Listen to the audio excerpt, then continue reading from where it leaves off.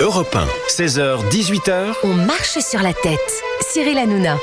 Merci d'être avec nous sur Europe 1, 17h03. On est en direct, bien entendu, avec Olivier d'Artigol, avec Gauthier Debré, avec Fabien Lecoeuvre et avec Géraldine Maillus. Géraldine Maillet, ça va ma Gégé ? Ça va et vous Cyril ? Très bien, ça va très bien. Et puis en plus Vous avez avec l'air en forme. cette info, Louis Boyard battu. Il s'en est pris aussi à la gauche, Louis Boyard, après sa défaite à Villeneuve-Saint-Georges. Il s'en est pris à la terre entière, lui.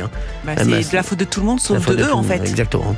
Le clientélisme, le communautarisme, mettre les gens les uns avec les autres, rappeler que les gens ont telle couleur de peau, telle religion, moi je pense que c'est complètement la fin de ça en fait. Je voulais réagir à ce que vous avez dit sur Jean-Luc Mélenchon, caramélisé. Alors justement, on va en parler dans un instant. 01 80 20 39 21, il y a Olivier d'Artigol. On vient d'écouter Jean-Luc Mélenchon, j'ai dit qu'il était caramélisé. C'est vrai. 01 80 20 39 21, vous nous appelez pour réagir. Et si vous nous donnez le nom des habitants de Villeneuve-Saint-Georges, bien entendu, il y a un cadeau qui arrive. Allez, mon Olivier. Je n'en suis pas sûr parce que une municipale partielle, c'est une municipale partielle. Une législative, pareil, c'est une campagne nationale. Mais la présidentielle est très particulière. Et la présidentielle, il faut une incarnation. Il faut avoir une personnalité. Il faut souvent d'ailleurs s'être frotté déjà à cette élection. Et s'il y avait aujourd'hui une élection présidentielle anticipée, je ne suis pas sûr que Jean-Luc Mélenchon ne réalise pas un score correct pour lui. Je ne dis peut-être pas la qualification pour un second tour, mais il représente encore quelque chose pour un électorat à gauche, alors que les autres familles politiques socialistes, écolos ou d'autres sont en pénurie de candidats et d'incarnation. Si je peux me permettre, je pense que, et je vous adore, je pense que vous vous trompez complètement. Je pense qu'au contraire, il s'est complètement cornérisé et qu'il lui reste maintenant vraiment une minorité qui fait que même à Villeneuve-Saint-Georges, il ne peut plus passer. C'est le champ du cygne. Non, mais je vous le dis. Là, en fait, tous les gens qui pouvaient voter Jean-Luc Mélenchon, qui étaient voilà, à gauche, mais gauche normale, même gauche très gauche, voilà. Aujourd'hui, Jean-Luc Mélenchon, c'est niette, c'est fini. Ceux qui ont voté Raphaël Glucksmann, par exemple, c'est fini. Aujourd'hui, c'est fini votre rendu pour M. Mélenchon. Terminé. Alors qu'ils ont pu le faire il y a quelques mois. Je vous le dis, je pense que son réservoir, moi je vous le dis, moins de 10%. Maintenant, c'est fini. Il est en dessous moi je vous le dis qu'il sera en dessous de 10%. Vous verrez. Il a fait 22 la dernière présidentielle. Et vous verrez qu'il fera moins de 10. Moi, on verra. J'espère qu'on se reverra. Mais je vous dis qu'il fera moins de 10. Moi aussi, j'espère qu'on se reverra. Aussi, mais je vous dis qu'il fera moins de 10. On sera pas ensemble pour la prochaine présidentielle, Cyril. Il va y avoir le pays est à droite, déjà, globalement. Une multitude de voilà, je vous le dis, de candidatures. Et je pense qu'il va finir à 9%. Vous verrez. Parce qu'il va avoir juste son électorat qui est vraiment maintenant de plus en plus restreint et il va pas du tout aller chercher ailleurs. Et si Ruffin y va, est-ce qu'il peut faire mieux ? Oui, il peut faire mieux. Je pense qu'il peut faire mieux. Je le vois dans les sondages. Ruffin, il a une cote. Après, ils peuvent se retrouver tous les deux à 7 et 7. Je vous dis, 7 et 7. Ça peut être un truc comme ça. Je vais vous paraître un peu fou. Mais je pense qu'un Glucksmann fera plus que Jean-Luc Mélenchon. Il n'a pas l'énergie. Il n'a pas l'énergie pour faire une campagne. Piètre candidat. Vous verrez. Piètre candidat, il n'y a personne. À gauche, à un moment, les mecs, vous savez, parce qu'en fait, ce que vous n'avez pas compris, moi je pense. Pas peur en tout cas. Exactement. Les mecs qui sont à gauche, à un moment, il y a beaucoup de gens qui sont à gauche en France. Faut arrêter. Et ils ont le droit. Et ils ont raison aussi parfois d'être à gauche, les gens. Je vous le dis. Et qui votent Macron et qui veulent plus voter Macron. Il y a des gens qui sont une gauche normale, tout à fait respectable, qui n'est pas du tout la LFI, et qui vont se dire à un moment, si le candidat de gauche, regardez aux élections européennes, il a fait un très gros score, Raphaël Glucksmann, je suis désolé. Et sa campagne, elle n'était pas exceptionnelle. On a vu qu'il était quand même lui aussi caramélisé avant même de commencer. 14, 14. Je pense que je vous le dis, que Raphaël Glucksmann, il peut faire le plein à gauche. Si c'est lui le candidat, mais vous verrez que, moi je vous dis, Mélenchon, je le vois à 9. Après, il y avait une interview très très intéressante de Gabriel Attal, que vous aimez beaucoup dans le JDD ce week-end, où justement il parlait de sa stratégie. T'as pas trouvé que c'était intéressant ? Entre justement ni Rassemblement National, ni LFI. Alors, est-ce que ce ne sera pas lui, le candidat des sortes de socialistes déçus ? Puisque finalement, la Macronie, ça représente presque plus rien aujourd'hui. Je n'y crois pas un instant. On voit que Gabriel Attal veut ouvrir vers le centre-gauche. Mais il n'arrive pas. Il y a beaucoup de caramel en tout cas. On revient à. Mais les mecs, on est en Werther original. On revient à la LFI original, les mecs, je vous le dis. Il est caramélisé, arrêtez. Il est caramélisé. Il y a juste une chose, l'électorat de Jean-Luc Mélenchon, c'est le seul électorat avec lequel le temps joue pour le leader insoumis. la démographie joue pour Jean-Luc Mélenchon. Oui, mais les mecs en 2027, ça passera pas. Non, mais le problème, c'est ce côté clientélisme. Moi, je trouve que c'est très insultant et très discriminant et presque raciste à l'envers. Et donc, c'est insupportable. Et par exemple, Villeneuve-Saint-Georges, c'est la ville la plus pauvre du 9-4. Et je trouve que proposer, quand on est Louis Boyard, d'enlever les caméras de surveillance, de désarmer la police municipale, alors qu'on sait très bien que quand il y a beaucoup de pauvreté, beaucoup de précarité, un des plus gros problèmes aussi, c'est la sécurité. En fait, moi, je trouve qu'ils ont complètement loupé le rendez-vous, en fait. C'est-à-dire que je vois pas en quoi parler de sécurité. C'est extrême droite, c'est fascisant. À chaque fois qu'on parle de sécurité, la FI dit c'est fascisant, c'est raciste. Bon, écoutez, moi, je sais pas, hein. Et je pense que les plus pauvres et les plus précaires ont besoin de cette sécurité aujourd'hui, en particulier à Villeneuve-Saint-Georges. C'est pour ça qu'ils ont été disqualifiés aussi. Pour moi, sur Gabriel Attal, j'ai dit qu'il était caramélisé. Je vais vous dire, en plus, moi, je pense un truc, c'est que Emmanuel Macron mais ça va être, je peux vous dire, que c'est celui qui va le plus torpiller de tous les candidats. Je vais vous dire, vous voulez que je vous dise le candidat que préfère Emmanuel Macron actuellement ? Je vais vous étonner. Alors, je vais vous dire dans un instant. Calmez-vous un peu. Allez manger un caramel, tranquillement. Je vais vous dire qui préfère Emmanuel Macron. Je vais vous dire qui préfère comme successeur actuellement. Moi, je vais vous le dire. 01 80 20 39 21. Moi, je vais vous le dire. Moi, je vais vous le dire. Qu'est-ce que vous voulez ? Vous allez où, vous ? Qu'est-ce qu'il y a ? Vous allez où ? Non, c'était la pause, non ? Pas du tout, on revient dans une minute. Ah bon ? Je reste. T'as même pas le temps d'aller faire un petit pissou, mon chéri. Non, je pense que c'était ça. Qu'est-ce qu'il a, celui-ci ? Mais il est fou. 01 80 20 39 21. Vous réagissez bien sûr à la défaite de Louis Boyard. Et je vous dirai, moi, ce que je pense. Et Emmanuel Macron, je vais vous dire dans un instant pour qui, à mon avis, il va quitter son dévolu ? Oui. À tout de suite sur Europe. 16h, 18h. Cyril Hanouna sur Europe 1. Toyota. Sérieux, j'en ai marre. J'ai aucune de mes relations qui durent. On parle pas, c'est la même pour moi. La dernière a tenu 2 mois. 2 mois ? Moi, 3 semaines. Si seulement elle pouvait durer aussi longtemps que ma garantie Toyota Relax. Oula, 10 ans ? Ça fait beaucoup quand même, non ? Et oui, jusqu'aux 10 ans de votre véhicule Toyota, même s'il est d'occasion, bénéficiez d'1 an de garantie Toyota Relax pour chaque entretien effectué dans le réseau Toyota. Toyota. Valable à l'issue de la garantie constructeur jusqu'aux 10 ans ou 185 000 km de votre Toyota au premier des 2 termes matins. Voir conditions sur toyota.fr. Carrefour. Quand vous me dites, on dit pas yogourt, on dit yaourt, on est d'accord ? Alors moi, ce que je peux vous dire, c'est qu'il y a 60% de remise immédiate sur le 2e produit Activia acheté. Et c'est valable sur tout Activia. Et c'est dès demain et jusqu'au 16 février chez Carrefour, Carrefour Market Taylor Drive, Carrefour Contact, City et Express. Carrefour, on a tous droit au meilleur. Hors conditionnement promotionnel, panachage possible, la remise s'applique sur le moins cher. Détaillez magasin participant sur carrefour.fr. Pour votre santé, limitez les aliments gras, salés, sucrés. Et Ludo, on la voit partout, ta boîte, ça cartonne. Ah, qu'est-ce que tu veux ? J'ai la Vista. Oui, enfin, je crois surtout que tu as Vista Print, non ? Comment tu le sais ? Des affiches avec ton logo en géant, des mugs imprimés à ton nom, des flyers impeccables. Il y en a qu'un pour imprimer comme ça, c'est Vista Print. Pour tout bien imprimer, ayez la Vista. Ayez Vista Print. Carte de visite, autocollant, t-shirt, sac, gourde et même livre photo de vos dernières vacances. Tout s'imprime sur vistaprint.fr. Jusqu'au 28 février, moins 20% pour les nouveaux clients avec le code Radio 20. Voir conditions sur vistaprint.fr. Europe 1, 16h, 18h. On marche sur la tête. Cyril Hanouna. Il est 17h11 sur Europe 1. Merci d'être avec nous. On est en direct. Il y a Géraldine Maillet et Olivier d'Artigol, excusez-moi. À mon avis, Artigol, il les veut toutes. Il les veut toutes. Non, mais c'est un enfant, ce mec. Il les veut toutes, je sais pas. Non, mais franchement, c'est un truc de fou, ce mec. Il les veut toutes. Il était sur Valérie Bellamy, maintenant il est sur Géraldine Maillet. Non, mais c'est un truc de fou. Allez, merci d'être avec nous. Ils rentrent ensemble dans le studio, là. Merci. 01 80 20 39 21. On se calme, s'il vous plaît. On a des auditeurs qui nous appellent pour réagir. Et on parlait de Gabriel Attal il y a un instant. Je vous dis, pour moi, il est caramélisé. Comme Jean-Luc Mélenchon. Tout ça, c'est du caramélisé. Je vais vous dire, les Français ne leur pardonneront pas ce qui s'est passé aux élections de juillet. Ça, je vous le dis, c'est sûr. Et il a un autre truc que Gabriel Attal contre lui, c'est qu'Emmanuel Macron le hait. Et je pense qu'Emmanuel Macron ne va pas le torpiller. Ça sera tout sauf Attal. Donc, il va tout faire. Et il va l'atomiser. Il va l'atomiser. Exactement, mais je vous le dis. Et je pense que Gabriel Attal le sait. Donc, il a essayé, là, dans le JDD, il dit on essaye de monter le président contre moi, etc. Je peux vous dire que... On n'a pas besoin d'essayer. L'Élysée déteste Gabriel Attal. Le président déteste Gabriel Attal, c'est sûr. Après les articles du Monde, en plus, qui n'ont rien arrangé...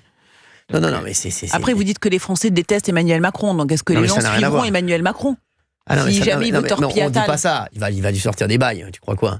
T'as vu les articles du Monde sur Emmanuel Macron, ça va être x20 pour Attal. Qu'il le faisait passer pour un raciste, un homophobe. Mais non, je te dis. Hein ?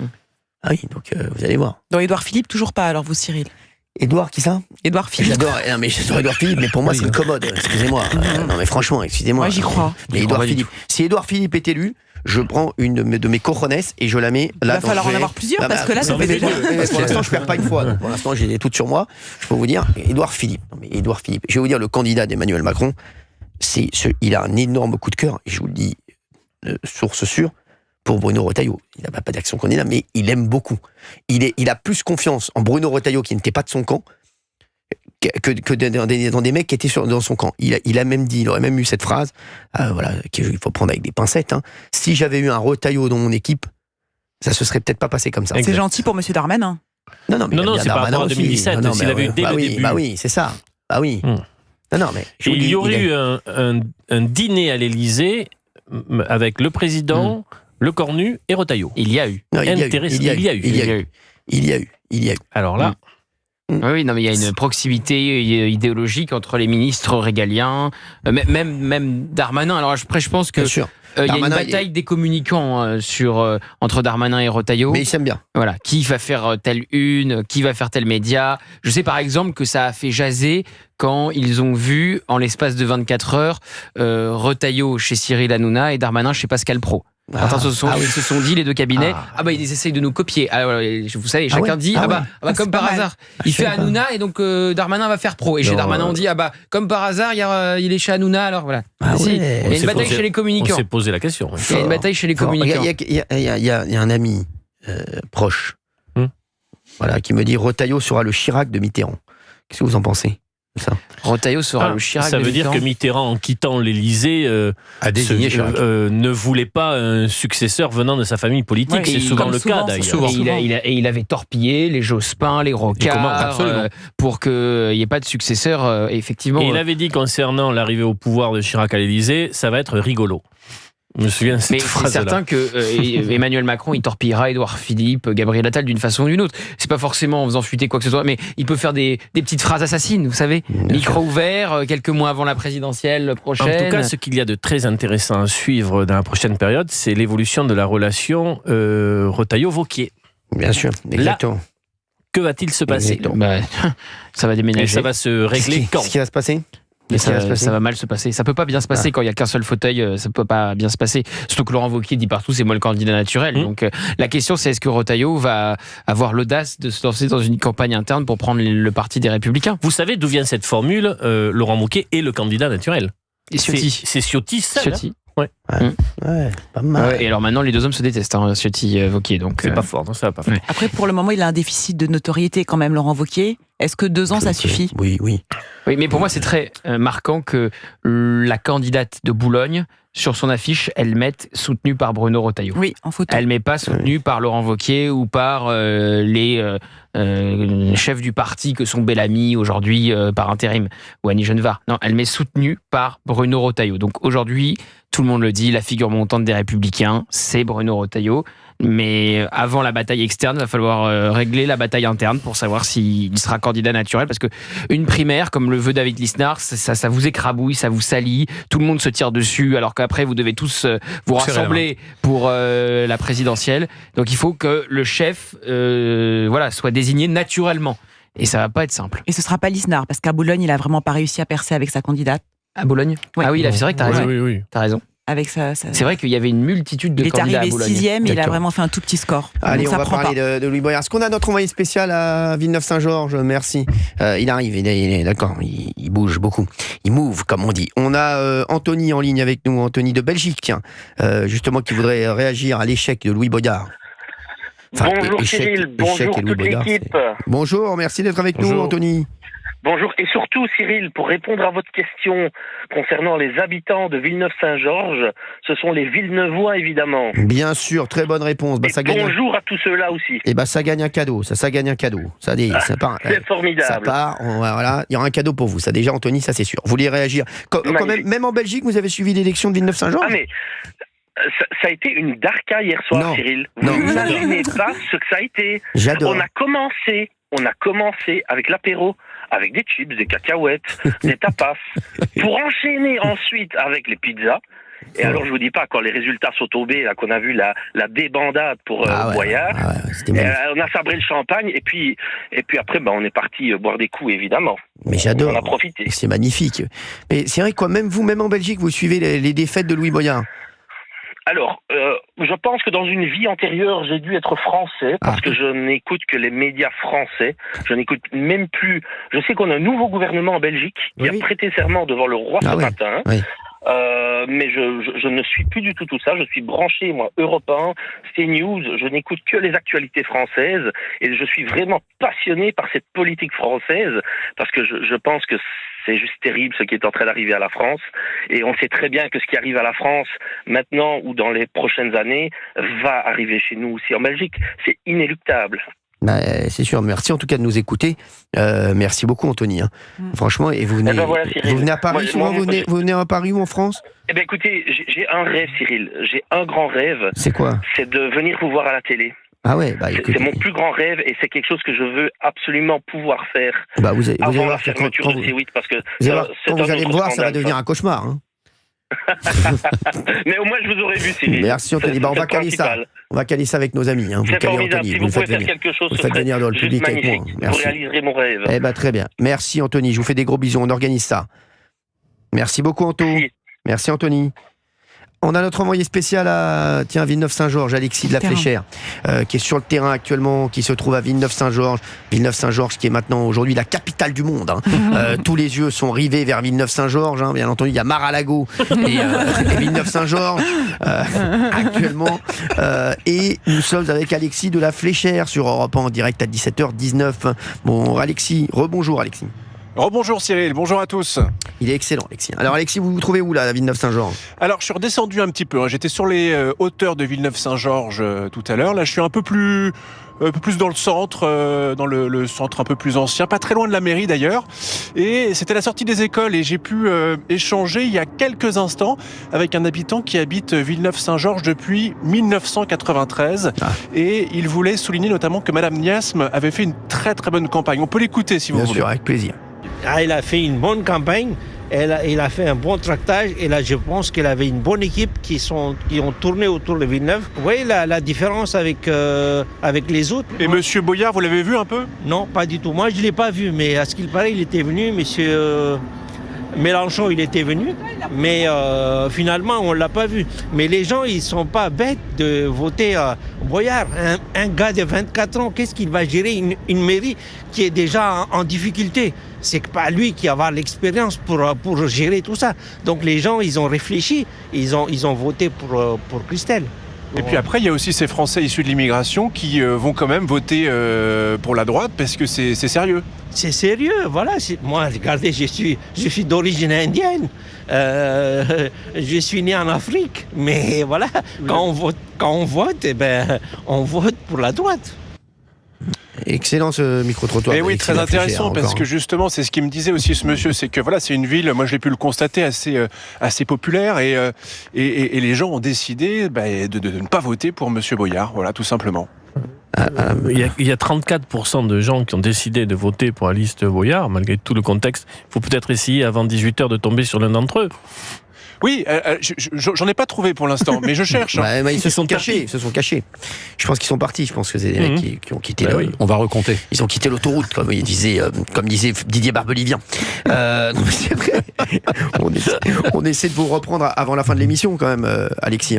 Avec plaisir. Je vais chercher un monsieur qui peut-être soutient Louis Boyard et qui serait déçu, mais j'en trouve pas pour l'instant. Cherchez, vous savez ça. Ça se trouve pas sous le sabot d'un cheval. Merci. Merci Alexis. Merci Alexis d'avoir été avec nous. On se retrouve tout à l'heure sur Europe 1. Allez, on a Emmanuel avec nous de la Somme. Bonjour Emmanuel. Merci. Bonjour Cyril. Merci d'être là Emmanuel. Bonjour toute l'équipe. Bonjour. Ils sont accueillants. Du coup, moi j'avais une annonce particulière aujourd'hui, qui rebondit forcément par rapport à Louis Boyard. Il y a 50 ans, le 3 février 1975, c'était ma naissance, et donc j'ai 50 ans pile poil aujourd'hui. Et je voulais officiellement, par l'intermédiaire d'Europe 1, remercier Louis Boyard pour ce merveilleux cadeau. Et, bon anniversaire, Emmanuel. Voilà, merci beaucoup. Mais j'ai appris les élections, les résultats des élections. Et je suis très très content qu'il se soit pris une petite fessée par rapport à son arrogance, par rapport à ce que représente ce parti, et puis tous les entre guillemets les ténors de ce parti. Et donc du coup, je suis bien content qu'il ait été remis à sa place par les urnes. Et pourquoi pas faire une cagnotte pour du coup la nouvelle maire et une statue, un petit truc. Je veux bien officiellement mettre 50 euros dessus. Ah mais moi je l'aimais également. C'est notre héroïne, hein. C'est notre héroïne. Je pense que je la connais pas, mais je l'aime bien. Ouais, mais nous aussi, on a fait sa connaissance tout à l'heure parce qu'elle nous a appelé. Enfin, on l'a appelé, on a eu la chance de l'avoir au téléphone. Très sympa, très accueillant, vraiment super personne. Vraiment, on a beaucoup apprécié cette dame. Voilà. Bon, bah c'est cool. Qu'il est perdu, et c'est cool qu'il soit remis à sa place et qu'il comprenne qu'il y a d'autres priorités pour les Français et qu'il faut arrêter de faire n'importe quoi et n'importe comment. Et de faire n'importe quoi. Et puis les mecs qu'il avait sur sa liste, franchement, Emmanuel, c'est pas possible. En plus. Non, mais il y avait encore des gens qui les soutenaient. Hein. Bon, voilà, je sais, mais il a quand même fait 38%, en vrai. Quand même. C'est ça. On rigole, mais il a quand même fait 38%, quand même. C'est quand même. Faut en prendre note. Bien sûr. Que ces 38 se transforment en plus, tout simplement. Exactement. Merci beaucoup, Emmanuel, d'avoir été avec nous. Voilà.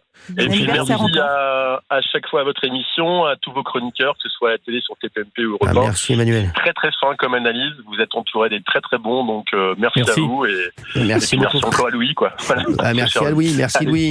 Je vous embrasse Emmanuel, merci d'avoir été avec nous sur Europe 1. 17h24, on est sur Europe 1 bien entendu. Dans un instant, on va reprendre notre envoyé spécial Alexis de la Fléchière. J'aimerais bien qu'il y ait quelqu'un qui a voté pour Louis Boyard, déçu de ce résultat. On va bien en trouver un, à mon avis, il doit errer comme une âme en peine dans Villeneuve-Saint-Georges. Mais bon, on va le trouver. On va finir par le trouver. Il y a que les montagnes qui ne se rencontrent pas. Merci. On va bien entendu prendre des auditeurs en ligne 01 80 20 39 21. On va continuer à faire des cadeaux avec cette question. Comment s'appellent les habitants de Villeneuve-Saint-Georges, bien entendu. Et puis, on va revenir sur la défaite de Louis Boyard. Et je vais vous poser cette question. Est-ce que c'est anecdotique ou est-ce que vous pensez que c'est vraiment le début de la fin pour la LFI et le début de quelque chose pour les Républicains et pour celui qui a pris un petit peu qui semble être celui qui a envie de prendre les rênes du parti, Bruno Retailleau. A tout de suite sur Europe 16h, 18h. Cyril Hanouna sur Europe